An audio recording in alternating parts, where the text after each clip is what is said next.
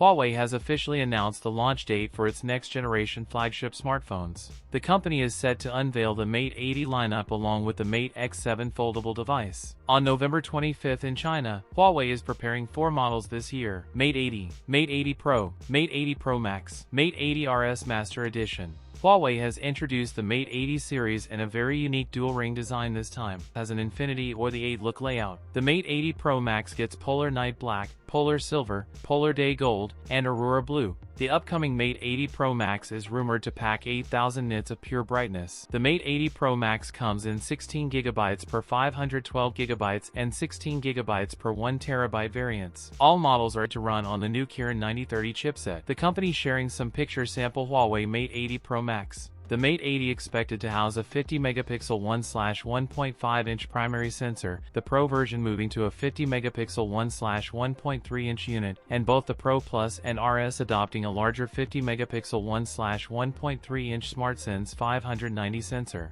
Huawei Mate 80 Pro Max uses 2 periscope telephoto cameras. The dual telephoto camera with a 50MP telephoto camera with 50MP 1/1.28-inch and a 12.5MP telephoto camera sensor.